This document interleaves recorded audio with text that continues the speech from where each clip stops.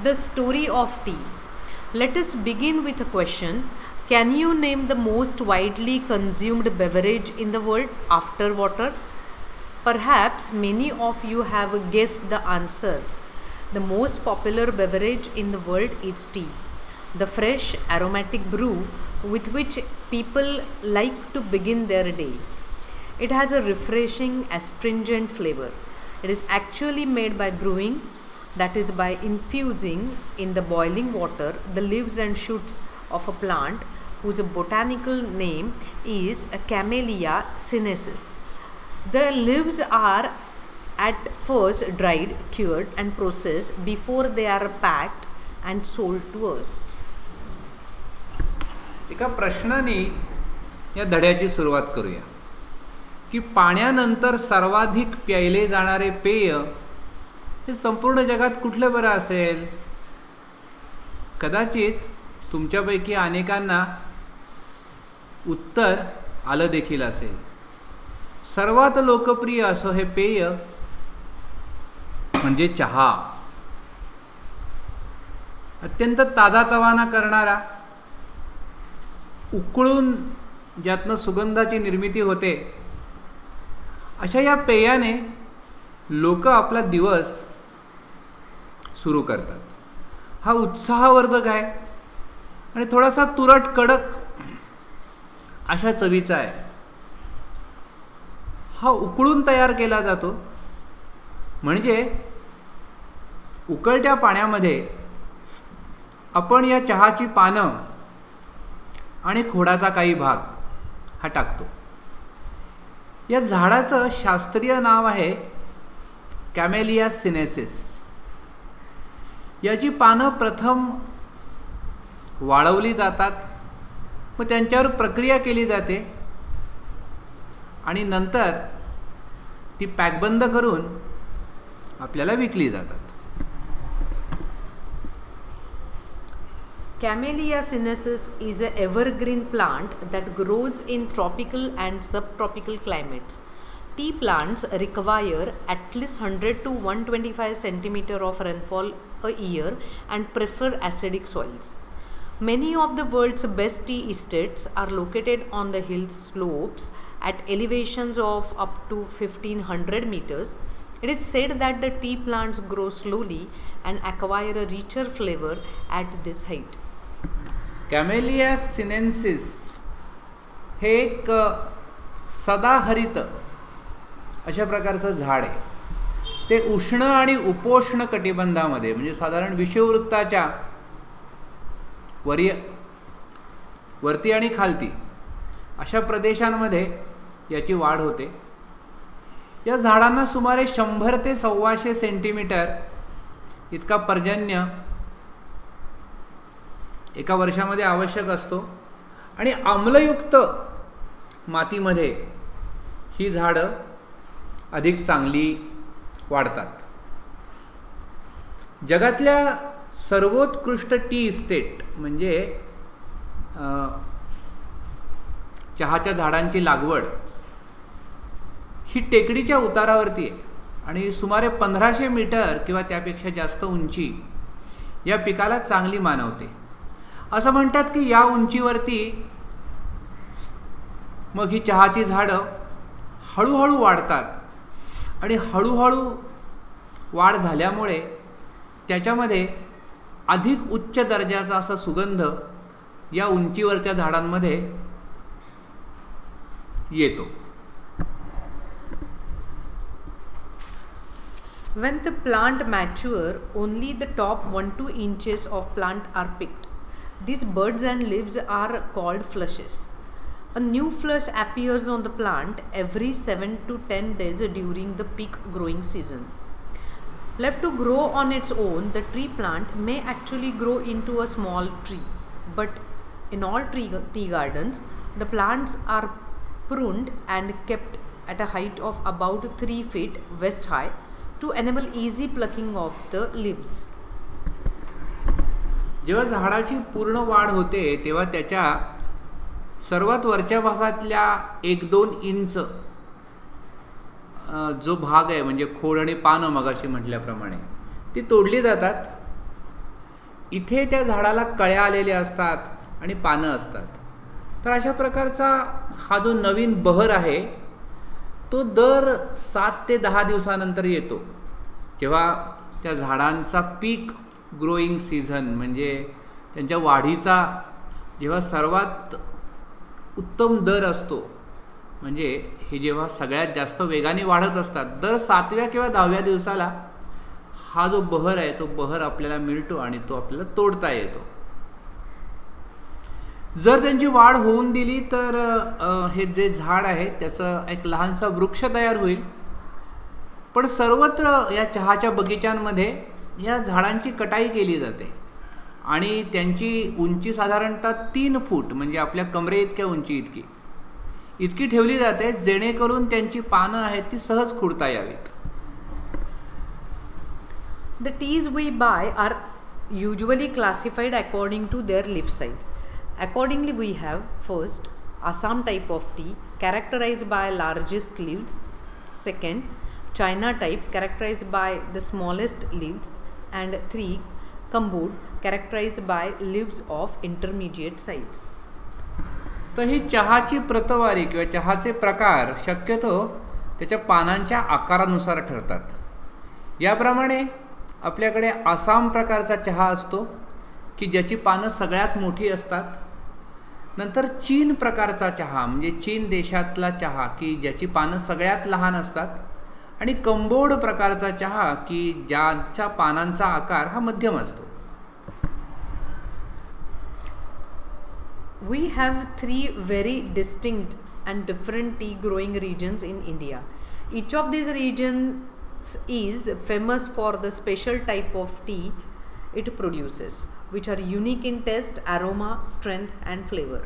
The 3 regions are Darjeeling in northeastern India, Assam in far northeast India and Nilgiris in South India. आपल्या देशामध्ये 3 असे विभाग आहेत की जिथे या चहाची लागवड मोठ्या प्रमाणात होते. यातला प्रत्येक विभाग आपापल्या खास अशा प्रकारच्या चहासाठी प्रसिद्ध आहे.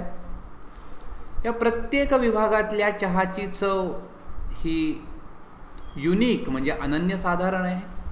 चहाचा सुगंध वेगळा आहे, चहाचा कडकपणा वेगळा आहे, त्याची चव ही वेगळी आहे. हे 3 विभाग म्हणजे उत्तर पूर्व भागातील दार्जिलिंग, उत्तर पूर्व भागातील आसाम की जे दार्जिलिंगच्याही पूर्वेला आहे, आणि दक्षिण भारतातलं निलगिरी हा विभाग. Most people agree that tea is a refreshing drink. It contains no carbohydrates, fat or proteins. What gives tea its special and distinctive flavor is theanine as well as caffeine, which give the drink its stimulating quality. जवळपास सगळेच लोक मान्य करतील की चहा हा उत्साहवर्धक पेय आहे. चहामध्ये कर्बोदकं नाहीत, चहामध्ये फॅट्स म्हणजे तेलयुक्त पदार्थ नाहीत, स्निग्ध पदार्थ नाहीत, चहात प्रथिनं देखील नाहीत. मग आहे काय चहामध्ये? चहामध्ये फक्त मिनरल्स म्हणजे क्षार आहेत.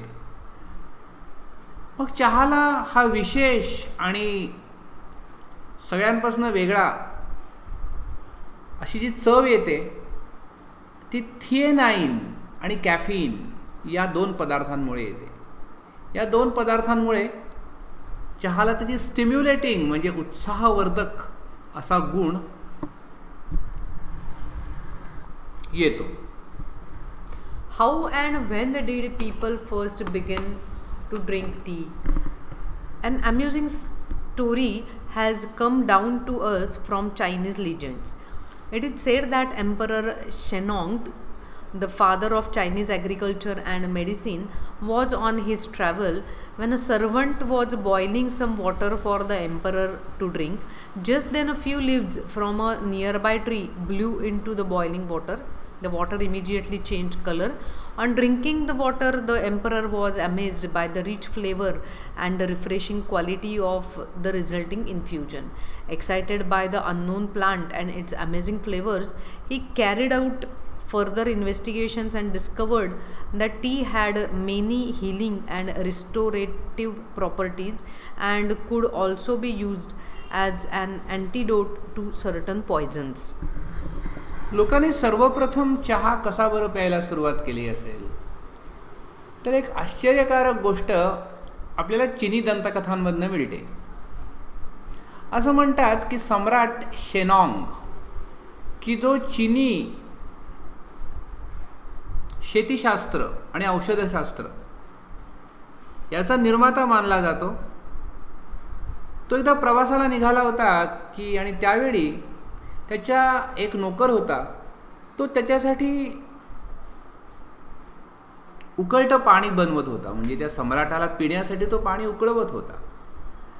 त्याच वेळी म्हणजे हे सगळं चाललं होतं जंगलात चाललेलं आहे बरं का, कारण तो जो सम्राट आहे तो आपल्या मोहिमेवर निघाला आहे. कसली मोहीम तर शेती आणि औषधं यांच्यातल्या संशोधनाची मोहीम. तर एका झाडाची पानं त्या उकळत्या पाण्यात येऊन पडली आणि ती पानं त्या पाण्यात पडताच पाण्याचा रंग लगेच बदलला आणि ते पाणी प्यायल्यावरती सम्राटाला अतिशय आनंद झाला. ती चव त्याला फार आवडली आणि त्याचे तो उत्साहवर्धक जो गुण होता, म्हणजे ती पानं त्याच्यात पडून त्याचा अर्क त्याच्यामध्ये आल्यामुळे अत्यंत उत्साहवर्धक आणि चांगली चव ही सम्राटाला आहे असं वाटलं. तो अतिशय आनंद झाला. म्हणजे तो त्याच मोहिमेवरती होता ना आणि तो तेच काम करत होता. मग हे जे अनोळखी झाड आहे आणि त्याच्या पानांचा ही जी चव आहे त्यावर त्याने अधिक संशोधन केलं. त्याच्या असं लक्षात आलं की या पानांमध्ये शरीरातल्या पेशी हील म्हणजे बरं करणं आणि रिस्टोअर म्हणजे पुनर्निर्माण करणं, तर असे गुणधर्म आहेत. आणि हा जो चहा आहे तो अनेक विषांवरचा उतारा असा देखील वापरता येऊ शकेल.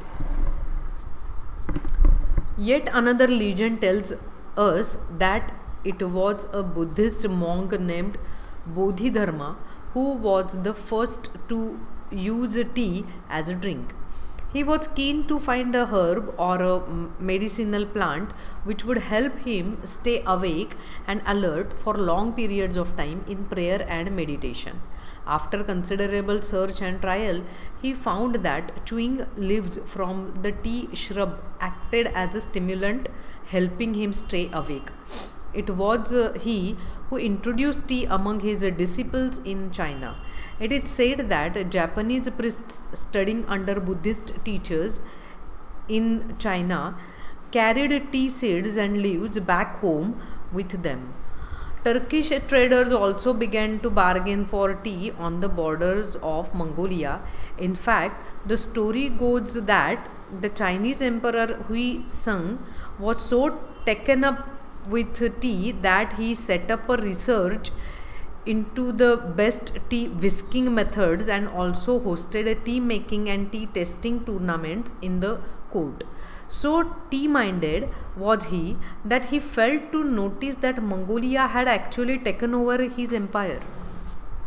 आणखीन एक गोष्ट आपल्याला अशी सांगते, आणखीन एक दंतकथा अशी आहे की एक बोधिधर्म नावाचा एक बौद्ध संन्यासी होता आणि ह्यांनी या चहाचा पेय म्हणून सर्वात प्रथम वापर सुरू केला. तो अशा एका औषधाच्या किंवा अशा एका वनौषधाच्या शोधामध्ये होता की ज्याच्यामुळे तो जागा राहील आणि तो खूप जास्त वेळ आपल्या प्रार्थना किंवा ध्यान करू शकेल. म्हणजे अलर्ट राहण्यासाठी. अलर्ट म्हणजे काय? जाग ना. अलर्ट म्हणजे काय? सतत लक्ष त्याच्या ध्यानांमध्ये आणि प्रार्थनेमध्ये राहील. अशा प्रकारे जागृत अवस्था मिळण्यासाठी एखादी वनौषधी उपयोगी पडते का असा तो शोध घेत होता.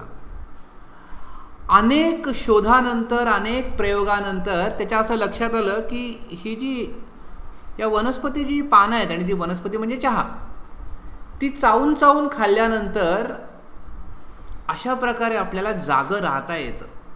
ते रसायन आहे ते अशा प्रकारे क्रिया करतं शरीरामध्ये की आपण तजेलदार आणि जागृत होतो. मग यांनी या चहाच्या पानांचा प्रसार आपल्या शिष्यांमध्ये केला. असं म्हणतात की या बुद्धिस्ट शिक्षकांच्या हाताखाली शिकणाऱ्या जपानी जे पुरोहित होते, त्यांनी चीनमधनं या चहाच्या बिया आपल्या घरी म्हणजे जपानमध्ये नेल्या. नंतर जे तुर्किश व्यापारी होते ते मंगोलियाच्या सीमारेषेवरती या चहाच्या पानांचा व्यापार करू लागले. असंही म्हणतात, अशी एक कथा आहे की चीनी सम्राट हुई संग याला चहाने इतकं भारून टाकलं होतं की त्यांनी चहा करण्याच्या पद्धती शोधण्यासाठी संशोधन शाळा सुरू केली होती. आणि त्यांनी चहा बनवण्याचा आणि चहाच्या चवी घेण्याचा अनेक टुर्नामेंट्स म्हणजे स्पर्धा त्याच्या राजवाड्यामध्ये आयोजित केल्या. म्हणजे त्याचं संपूर्ण आयुष्य हे चहाने व्यापलं होतं. तो इतका टी माइंडेड होता, म्हणजे चहाने त्याला एवढं व्यापून भारून टाकलं होतं की मंगोलियाच्या राज्याने त्याच्या एम्पायरवर, त्याच्या साम्राज्यावर कब्जा कधी केला ते देखील त्याला समजलं नाही. Thus, the habit of drinking tea spread to Japan, Europe, and England, where it became a fashionable and popular drink among the people. अशा प्रकारे ही चहा प्यायची सवय चीनमधनं जपानमध्ये, युरोपमध्ये, इंग्लंडमध्ये जाऊन पोहोचली आणि लोकांमध्ये हे चहापान हे अत्यंत फॅशनेबल आणि लोकप्रिय झालं. How did this magical beverage get its name? The Chinese character Tu was first used in early inscriptions to describe tea, but later a new character Cha was developed to refer specifically for tea. The word Cha is now sometimes used in English to refer to China tea, and as we all know, it is very close to the Hindi word chai, which is used all over India to refer to tea. या जादुई अशा पेयाला त्याचं नाव कसं मिळालं? सुरुवातीला चीनी अक्षर TU हे चहाचं वर्णन करण्यासाठी वापरतो. तुम्हाला माहिती आहे ना की चीनी ही चित्रलिपी असते, त्याच्यामध्ये अशा प्रकारे मुळाक्षरं नाही आहेत. चित्रांच्या साहाय्याने शब्द सांगितले जातात. मग कालांतराने जेव्हा चहा लोकप्रिय झाला तेव्हा याच्यासाठी चा नावाचं एक वेगळं अक्षर निर्माण केलं गेलं. आता हे जे अक्षर आहे चा, त्याचं वर्णन इंग्लिशमध्ये आहे की चीनमध्ये बनलेला चहा या अर्थी केलं जातं. आणि तुमच्या लक्षात आलाच असेल की हा जो चा हे अक्षर आहे ते हिंदी शब्द चाई त्याच्याशी अत्यंत मिळतं जुळतं आहे. आणि चाई या शब्दानेच हा चहा सगळ्या भारतामध्ये उल्लेख केला जातो. How did tea first come to India? Historians think that tea had been known in India as a medicinal plant since ancient times, but tea was not drunk for pleasure until the British began to establish plantations in the 19th century. In the 1770s, the British East India Company made several unsuccessful attempts to grow tea in Bhutan and Assam with seeds from China. Although these attempts failed, the botanist Robert Bruce in 1823 discovered tea plants growing wild in the upper Brahmaputra valley. In May 1838, the first Indian tea from Assam was sent to England for public sale. Since then, India has gone on to become one of the leading producers of tea in the world. मग चहा भारतात कसा बरं आला असेल? इतिहास तज्ज्ञांचं असं म्हणणं आहे की भारतामध्ये औषध म्हणून या चहाचा वापर हा प्राचीन काळापासून होत होता, पण केवळ आनंदासाठी प्यायचं पेय म्हणून इथे चहा लोकप्रिय नव्हता आणि ते लोकप्रिय करण्याचं श्रेय हे ब्रिटिशांना जातं. 19व्या शतकाच्या सुरुवातीला ब्रिटिशांनी इथे या वनस्पतीची लागवड सुरू केली. 1770मध्ये जी ब्रिटिश ईस्ट इंडिया कंपनी जी आपल्या इथे आली होती व्यापार करायला भारतामध्ये, त्यांनी अनेक अयशस्वी असे प्रयोग केले की चहाची झाडं भूतान आणि आसाममध्ये त्यांनी वाढवण्याचा प्रयत्न केला. त्यांनी आणलेल्या चहाच्या बिया या चीनमधनं आणलेल्या होत्या. त्यांचे सगळे प्रयत्न जरी असफल झाले तरी रॉबर्ट ब्रूस नावाच्या वनस्पती शास्त्रज्ञांनी 1823मध्ये ब्रह्मपुत्रा खोऱ्याच्या वरच्या भागामधल्या जंगलामध्ये आपोआप उगवलेली चहाची झाडं शोधून काढली आणि त्याचा वापर करून 1838मध्ये भारतातल्या आसाममध्ये बनवला गेलेला चहा इंग्लंडमध्ये विक्रीसाठी उपलब्ध करून देण्यात आला. तेव्हापासून भारतामध्ये या चहाची लागवड मोठ्या प्रमाणात होते आहे आणि आता भारत संपूर्ण जगातला एक आघाडीचा असा या चहाचा उत्पादक बनला आहे. Tea lovers claim that tea may be able to reduce the risk of cancer, control blood pressure, fight viruses in our body and actually help us to live longer. चहा प्रेमी असे दावे करतात की चहामुळे कॅन्सर या रोगाची शक्यता कमी होते, चहामुळे रक्तदाब नियंत्रणात येतो, चहा हा अनेक विषाणूंशी लढण्यास मदत होते चहाची आणि चहामुळे मनुष्य दीर्घायुषी होतो. Our body produces chemicals called free radicals. They can damage our body and our health. Tea contains antioxidants called flavonoids. Scientists believe these help to protect our system against free radicals. आपलं शरीर free radicals नावाचं रसायन तयार करत असतं. या free रॅडिकलमुळे आपल्या शरीराला आणि आपल्या आरोग्यावरती दुष्परिणाम होऊ शकतात.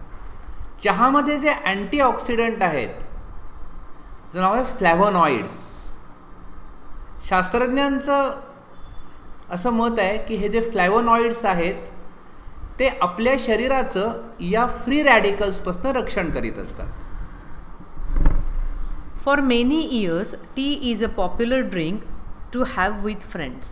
In many countries around the world, tea drinking is an important social occasion. Japan, China, Russia, and Korea have special tea ceremonies and traditions. These ceremonies give people the time to relax and enjoy the taste and smell of the tea.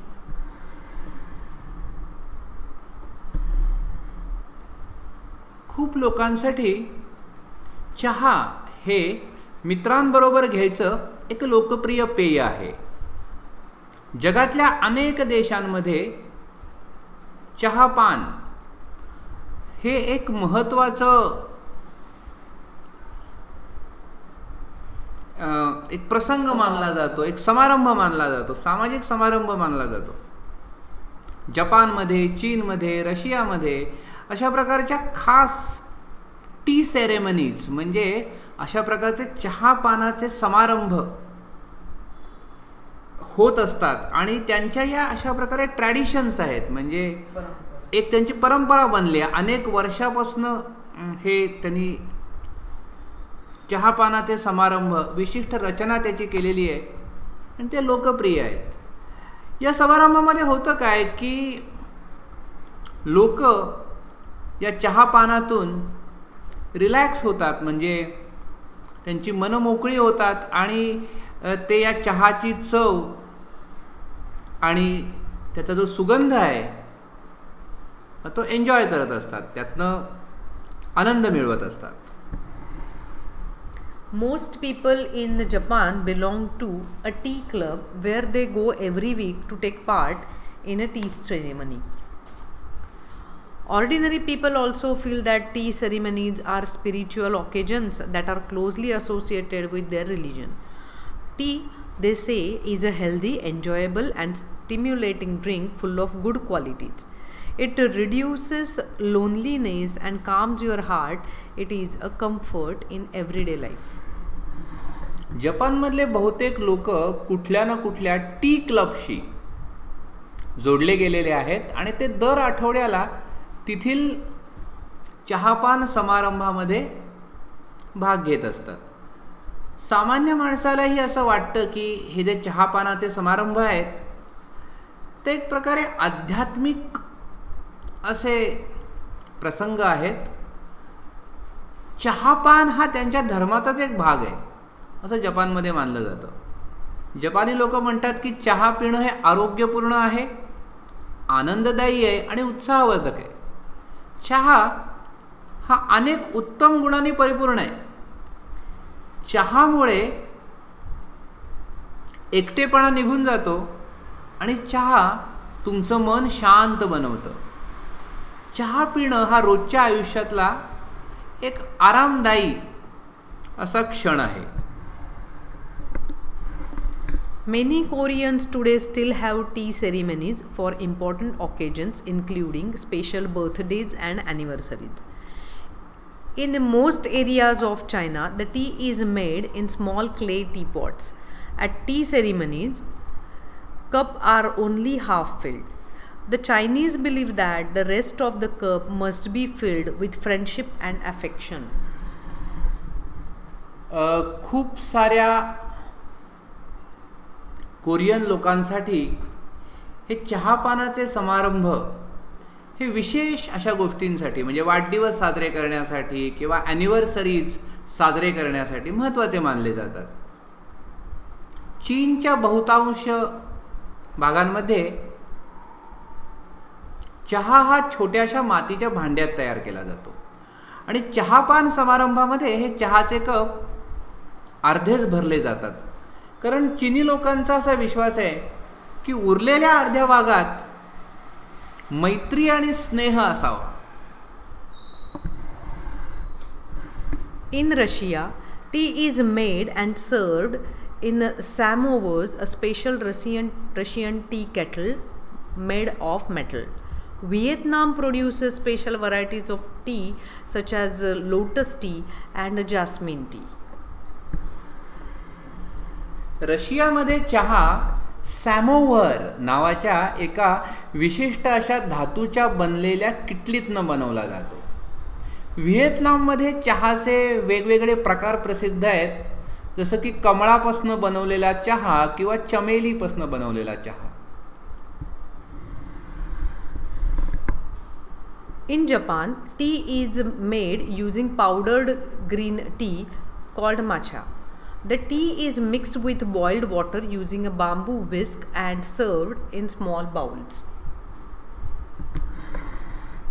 जपानमध्ये हा चहा माचा नावाच्या green टीच्या पावडरपासून बनवला जातो. हा चहा उकळत्या पाण्यात टाकला जातो आणि बांबूनी ते पाणी आहे ते ढवळलं जातं आणि छोट्याशा बाउलमध्ये हा चहा लोकांना दिला जातो. And how about India? A cup of tea is offered to any guest or visitor as a token of hospitality, even in the humblest of homes. Most Indians like their tea hot with a good deal of milk and sugar in it. In the rainy season, it is brewed with ginger to give it additional medicinal properties. Others add spices like cardamom, clove, or mace to add to its taste and flavor. Tea is a must after a plate of spicy snacks, especially in the morning and evenings. आणि भारतातलं काय? भारतामध्ये घरी आलेल्या पाहुण्याला त्याचा आदरातिथ्य करण्याची एक पद्धत म्हणून एक चहाचा कप त्याच्या हातामध्ये दिला जातो. अगदी गरीबात गरीब झोपडीमध्ये जरी गेलात तरी तुम्हाला अशा प्रकारचा चहा आदरातिथ्य म्हणून मिळतो. भारतीय लोकांना त्यांचा चहा अतिशय गरम लागतो. त्याच्यामध्ये चांगल्या प्रकारे दूध घातलेलं असतं, साखर घातलेली असते. जर पावसाळा असेल त्याच्यामध्ये आलं हे नक्की घातलं जातं, ज्यातनं त्याला आणखीन औषधी असे गुणधर्म प्राप्त होतात. मग काही लोक इतर मसाले जसं की वेलची असेल, लवंग असेल त्यात घालतात, ज्यामुळे या चहाची चव आणि चहाचा सुगंध हा वाढतो. एखाद्या स्पायसी स्नॅक नंतर म्हणजे एखादा मसालेदार अशा प्रकारचा खाद्यपदार्थ खाल्ल्यानंतर चहा पिणं ही गोष्ट अपरिहार्य असते. याशिवाय विशेषतः सकाळी आणि संध्याकाळी हा चहा खूप ठिकाणी प्यायला जातो. Some connoisseurs relish a delicately flavored jasmine tea, green tea, lemon tea and even iced tea. How about you? चहा पिण्यातले जाणकार विशिष्ट प्रकारचा चहा पसंत करतात, जसं की चमेलीचा चहा किंवा ग्रीन टी म्हणजे विशिष्ट प्रकारच्या वनस्पतीचा चहा, लेमन टी म्हणजे लिंबू घालून केलेला चहा, आईस टी म्हणजे बर्फानी थंडगार बनवलेला चहा. अशा वेगवेगळ्या चहाचे ते चाहते असतात. त्याच्यात तुमचं काय मत आहे? तुम्हाला कुठल्या प्रकारचा चहा आवडतो?